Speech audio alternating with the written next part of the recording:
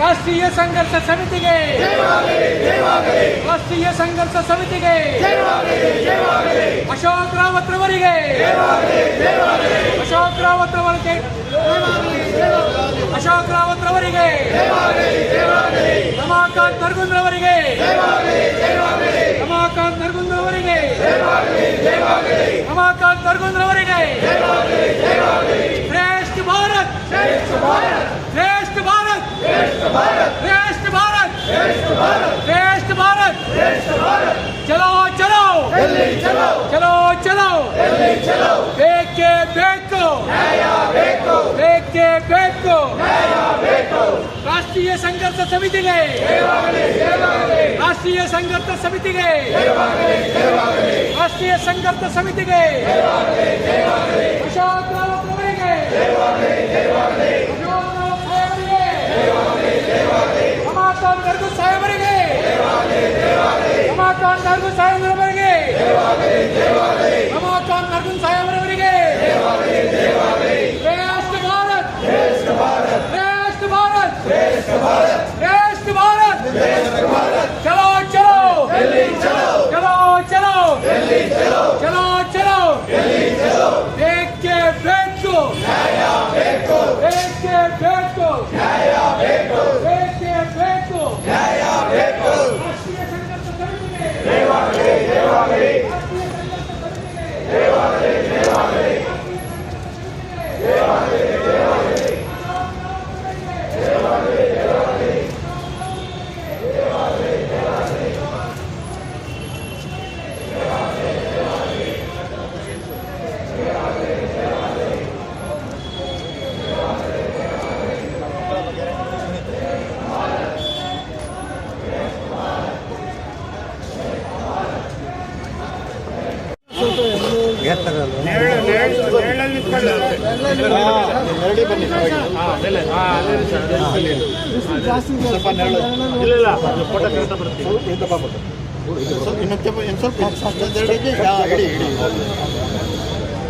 ಸುಬ್ಬಣ್ಣ ಅವರೇ, ಕುಲಕರ್ಣಿ ಅವರೇ, ನಾಗರಾಜ್ ಅವರೇ, ಸೋಮಶೇಖರ್ ಅವರೇ, ಪ್ರಾಣೇಶ್ ಅವರೇ ಹಾಗೂ ನನ್ನ ಪ್ರೀತಿಯ ಬಂಧುಗಳೇ, ಮಿತ್ರರೇ,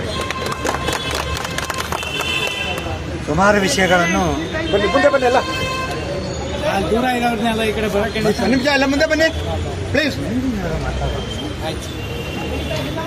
ಸುಮಾರು ವಿಷಯಗಳನ್ನು ಸುಬ್ಬಣ್ಣ ಅವರು ನಿಮಗೆ ತಿಳಿಸ್ಯಾರ. ನಾನು ವೆರಿ ಇಂಪಾರ್ಟೆಂಟ್ ಮಾತುಗಳನ್ನು ಅಷ್ಟೇ ಹೇಳೋಣ. ಅಷ್ಟೇ ಹೇಳಿ ಸರ್.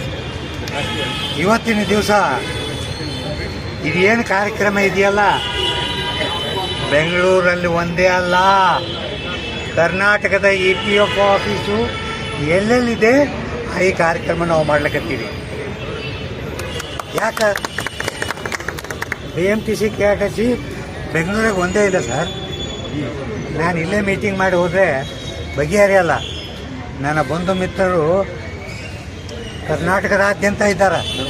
ಅವ್ರದ್ದೇನು ಸರ್ ದಯವಿಟ್ಟು ಡಿಸ್ಟರ್ಬ್ ಆಗುತ್ತೆ, ಈ ಕಡೆ ಬನ್ನಿ, ಸೈಲೆಂಟ್ ಆಗಿರಿ.